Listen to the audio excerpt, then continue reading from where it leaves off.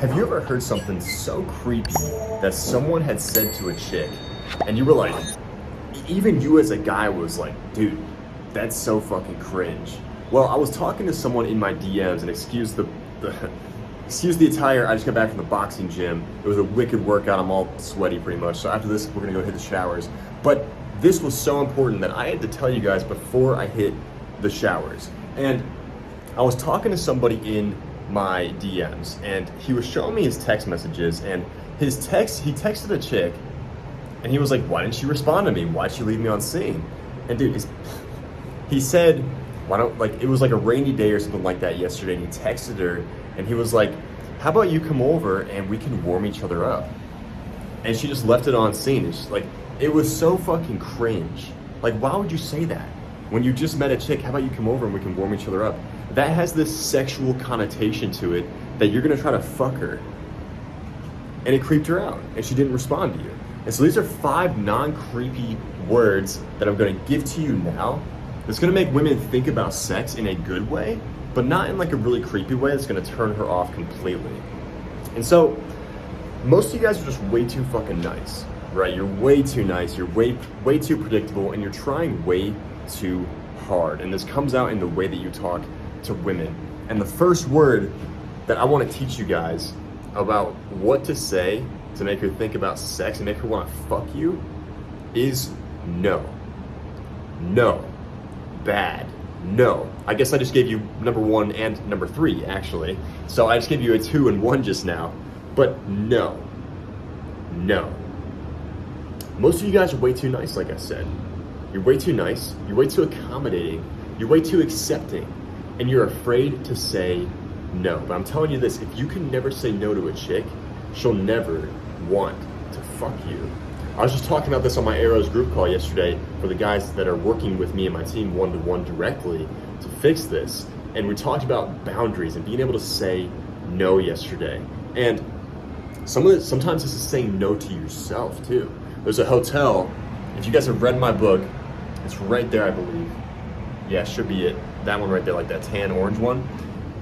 That hotel right there, I walked in on my ex-girlfriend fucking my best friend in there when I was in a relationship with her for 13 months. She was a smoking hot cheerleader for that NFL team right there in that building, right behind that building that she cheated on me in. And I tracked her location, and she lied to me. I found out she was actually in this hotel room, and so when I got there, I found out what room she was in, and then I knocked on the door, and she opened the door, wrapped in a bedsheet, her nipples were poking out, and it broke my heart because I thought we could potentially go the distance, right? And something that I talked to them about on the call yesterday was that I wasn't able to say no to this girl. Like, she was so hot and so beautiful, and I was like, oh, like, there was things that she was saying that showed me that she was a red flag. Like, she told me, like, in the first 3 weeks of dating her and talking with her, she told me, I've cheated on every single man that I've ever dated. And I'm just sitting here just like, oh yeah, I'll be different. That won't happen to me, right? And it fucking happened to me. 13 months later, famous last words, I wasn't able to say no to that. And when you're able to say no to a chick, you know what that does in her brain? She's like, shit. She's like, where else will this guy say no at? Where else will this guy command me at? That's what she's thinking right there. That turns her on, because when you say no, she's like, wow, this guy's pretty, like, dominating. He's commanding, and women secretly want that deep down. Number 2 is the word little. And I don't know if you guys can hear it in the background, but there's a helicopter about to take off right here, which is gonna be pretty sick. Let's see if I can catch it in this video. But number 2, the word is little. When you call a girl little, there is a primal instinct in her brain. She wants a man that's big and strong. That doesn't mean you're tall, but it means you act big and strong, i.e., being able to say no. And so when you call her little, women love taking on the feminine role. Women, and I'll give you guys a little secret, women, they want sex as much, if not more, than a man does. And women watching this will be like, no, we don't. No, we don't. And I'll prove to you this is right. During sex, who just like grunts, but who's like screaming? I rest my case. Women love taking on that feminine little role in the bedroom. They like feeling like they're being dominated because it shows them that their man is strong. He's big. He's able to protect her if shit were to hit the fan. But she wants to feel like you're big and strong, but you're also very gentle with her. She wants to feel flattered and special in that way. She doesn't want a man that's just like a fucking weak man that's bending and breaking at every single turn and pleasing everybody. That's not the kind of man that she wants. Number 3, I told you guys already, it's no, bad. You're commanding again, right? You're being commanding, you're being that dominant alpha male, that leader. Women want to date the leader of the pack. It's like gorillas. The fucking silverback gorilla, he fucks all the chicks in his pack, all the chick gorillas, because he's the leader. And then when someone else takes his spot and takes over his leadership role, suddenly now that alpha male, that silverback, that new alpha male of the pack, he fucks all the other gorillas too. That's just how it works. With leadership, women want that leadership role. Number 4, we're just friends. We're just friends. Whenever you say we're just friends to a chick, and especially a beautiful chick, she's not used to hearing that, right? She's not used to hearing that. And so what happens in her brain is that she starts to think of the opposite. Automatically, she starts to think of the opposite. She's like, well, every single other guy that I talk to, he's trying to like sleep with me. He's trying to fuck me.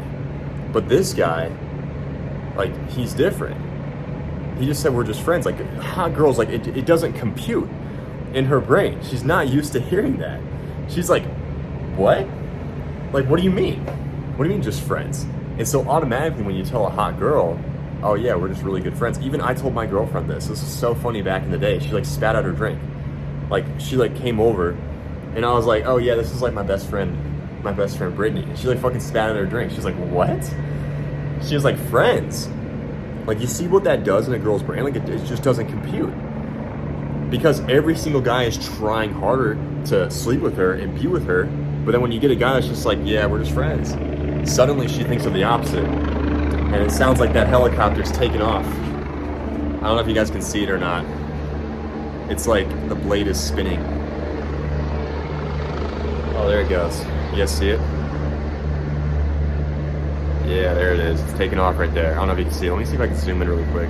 I guess I can't zoom in. There it goes. Okay. Anyways, back to our video about sex. Number 5 is sex E. So, I'm gonna shut the door. He's kind of disrupting the video now, you know what I mean? So, this is important shit.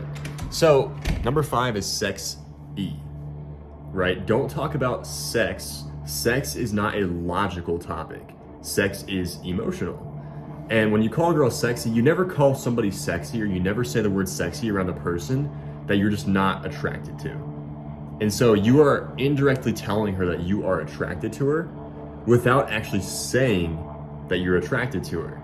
And so attraction happens in the indirect, right? Indirect communication. When you call somebody, you say they're sexy. They look sexy on you. Like, what's happening in their brain is like, okay, he called me sexy, but does that mean he likes me? Or is he just like complimenting me? Now you got her thinking about you, and I've talked about in a video prior to this one, that in order to make a girl fall for you, you must live in her mind when you're not around her. So she must be thinking about you when you're not around her. So AKA, she must be talking to her friends about you. She must be scrolling through your social media, seeing if any other girl is commenting on it. Super important is that indirect communication. I've made a lot of videos about this. Check out all the videos on my page here. But on that note, I'm Selna Kim. Check out my best-selling book, by the way. That's a really bad segue to my book, but fuck it, you should definitely read it. I'm Selna Kim, America's Face of Dating. What a weird way to end this video, but hope you guys got some value. I'm about to go shower and get a lot of protein in me. Peace.